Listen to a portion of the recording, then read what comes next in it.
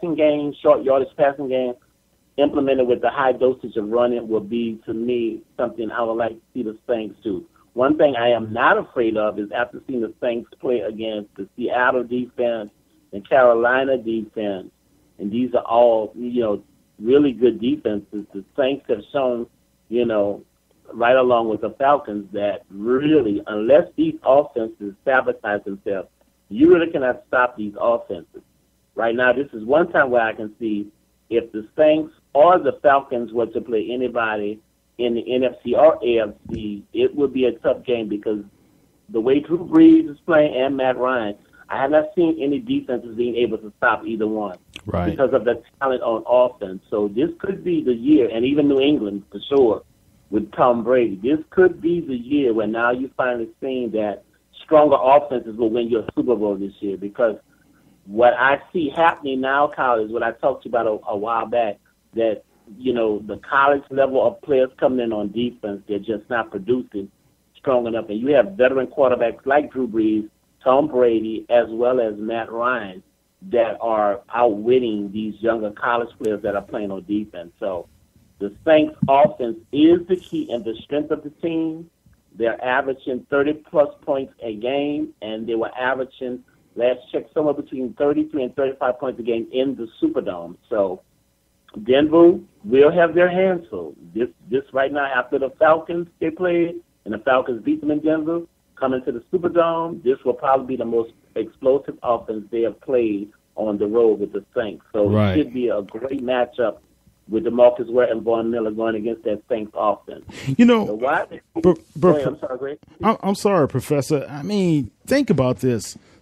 Just 3 to 4 weeks ago, man, we would have never thunk it that the Saints will be in this position to really take advantage of the ex-Super Bowl champions. To be able to think on our home turf, hosting them, when I looked at the schedule, I clearly thought that was going to be a loss.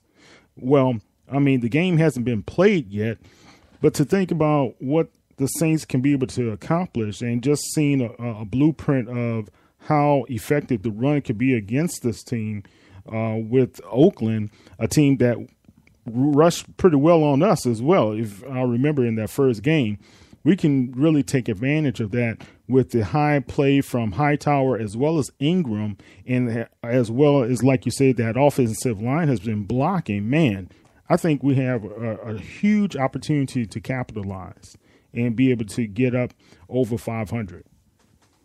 Yeah, they have to. I'm going to be towards the end of the show. I'm going to be doubting Thomas because I've got to share with you guys the trend that is not that positive about what the Saints do when they get to 4-4 over the last 4 out of 5 years. I got to be unbiased. I'm going to talk to you about my concerns, because we've seen this picture before.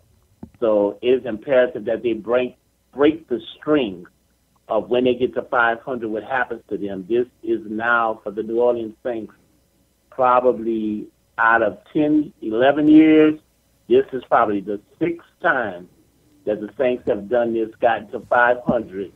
And the percentages of what they do after 8 games when they're 4-4, I'm just sorry, fans, it's not great. So this game is huge. It is huge. It is huge. It is huge. You've got to break that jinx of when you get to 500 and the second half of the season you win 3 games or 4 and you don't keep your winning rate. I think this year it could be something different because this team has got momentum, and one of the things you're getting is the defense is creating turnovers. So in terms of the wide receivers and tight ends, I gave them an A+. Everyone contributed. Nobody was spectacular, but everyone was solid. Snead, Cooks, Michael Thomas, obviously. After that, with Zach, unfortunately, he's up against Prescott and Ezekiel Elliott, but he will probably go down if he continues with his play. Wide receiver, first team all rookie if he continues to play. I mean, just a phenomenal addition to the team. Spectacular, unbelievable catch. Yeah. It brought him notoriety all over the world with that catch that he made, pulling that ball off the helmet of that San Francisco 49ers. So I can't say nothing else but Michael Thomas, but thank you, Urban Meyer, who placed the call to Sean Payton and told him to draft, Michael Thomas and Von Bell. It helps to have friends in the collegiate ranks. I just wish that Coach Owens and Coach Payton would develop a racing relationship, and we can get some of those LSU players on the same team also. So. Yeah, I think that's going to happen there, Professor. Oh, I didn't know, Coach Owens, you making a guest appearance. How you doing, sir?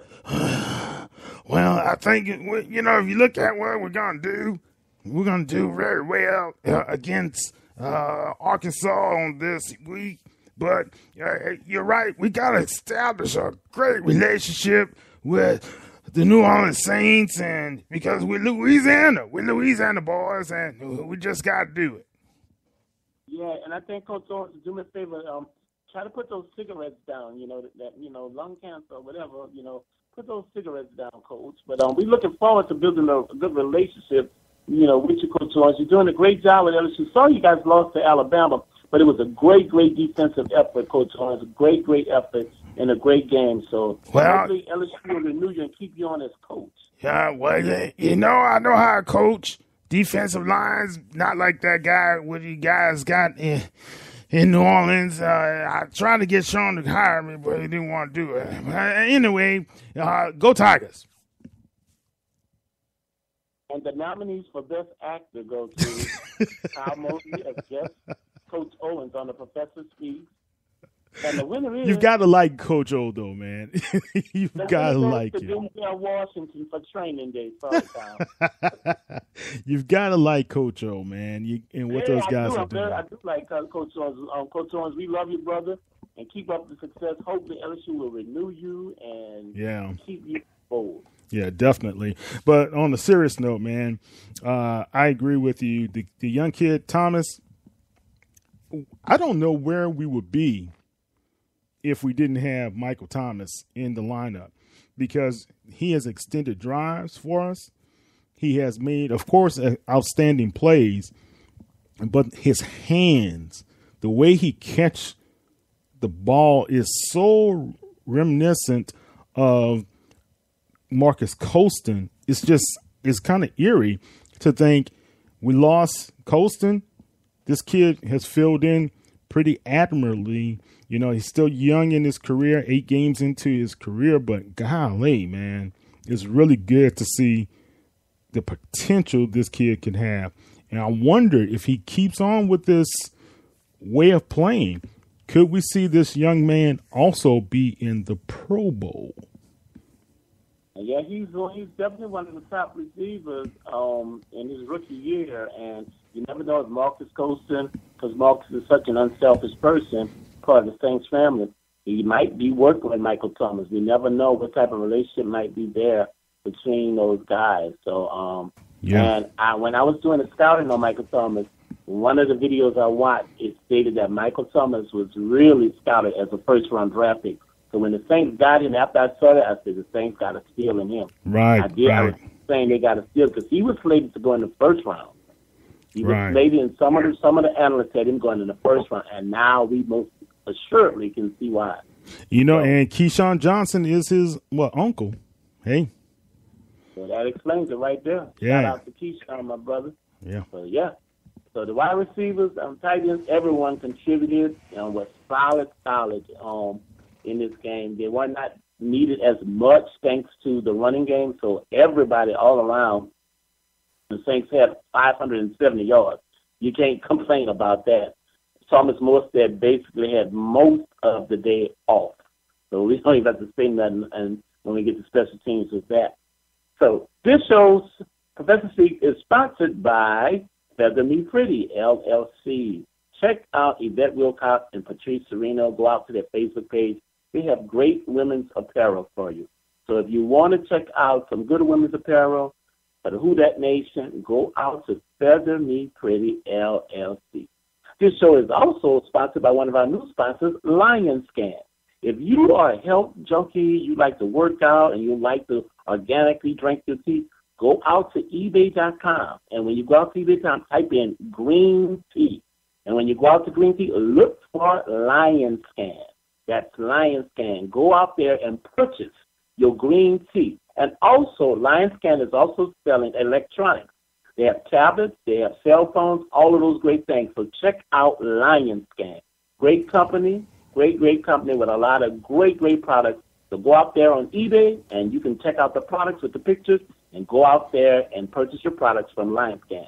Another sponsor is Biz Cash Fast, LLC, consulting firm that specializes in helping people streamline their business, become more profitable, as well as providing capital once you pass Tier 1 testing and making sure you're able to expand your business or make expansions to your business in terms of construction or whatever your financial needs are in terms of growing your business. So check out those three companies. And finally, New Orleans Arts Media Institute. My brothers, Kimmick Smothers, attorney Kimmick Smothers, and Octave Anderson have a great entertainment incubator out there at Southern University of New Orleans on the campus. For anybody interested in going into entertainment, primarily music, the movies, any of those things, Kimmick Smothers and Octave Anderson are the chief owners and leader of those companies. And you can go out there to that company and go out to the site as well as go out to the university if you need to. Check them out. And if you have a young daughter, young son, or even older daughter, older son, whatever age, and they're interested in getting into the music game or the entertainment business, why not go out there and check out the New Orleans Art Media Institute located on Southern University's campus. So get your young daughters and young sons out there. I know these brothers very well. They have fellow classmates and dear friends to me and Kyle, and I know the integrity and the standard in which they walk in. Also with Yvette Wilcox Company with Feather Me Pretty, I know the standard and the integrity in which Yvette walks in. Also with LionScan, I know the integrity that James Dixon walks in as the owner of that company. We do not bring people to you that are trifling or conniving, scheming, trying to use you. These are all people of integrity. Kyle and I really don't fool with people or companies that do not have integrity. So I can put my mouth and my word on all of these companies that we are bringing to you and their sponsorships. They are people of integrity. Yeah, definitely. And also, Professor, don't forget, go to Bonton Travel Network, bontontravelnetwork.com. It's time to book those family vacations for Thanksgiving as well as Christmas. And don't forget, spring break is just around the corner. So go ahead and give Andrea Mosley a call at 832-735-7755 at Bonton Travel. All right. And we're going to have all of those companies. Kyle and I are going to make sure we get all of those companies and those websites links on our Thanks News page so that you can go, when you go out there to Thanks News, you'll be able to see and Facebook or wherever they're linked, so you can go to all of those companies. So we're going to make sure we work on that so you can have that. All right, let's delve back into some Saints football. Let's jump on the other side of the line of scrimmage with the defense. Now, I got to say, in the first half, I was very just disgusted with this defense. I'll be very honest and frank. I know our professor does. When you give up 287 yards to Colin Kaepernick in the first half, and Colin Kaepernick has not been playing well, and shout out to Cullen. He is a fraternity brother of mine, a member of the great clan of Kappa Alpha Psi. So I got to be a little bit biased him because he is my frat brother and stuff. But he simply, the big plays that the Saints gave up just really disgusted me. Because the Saints gave up at least 5 big plays, 2 touchdowns on big plays, and a couple of, at least 2 to 3 passes that were over 20 yards. I was like, what in the world is going on here? So at first I was like, I'll begin to get a little bit concerned when they got the score down to 28-20. And I'm like, this team should not even be in this game. And fortunately, Drew got us down. We ran out of time. We probably would have scored a touchdown, but we kicked the field goal to pull it back to a double-digit lead. But whereas I gave the defense a Z or F minus for the first half, in the second half, they came in big. First half, Craig Robinson had an interception that was great. Then they got 3 more turnovers and even a turnover at the 1-yard line when San Francisco was going in for a touchdown.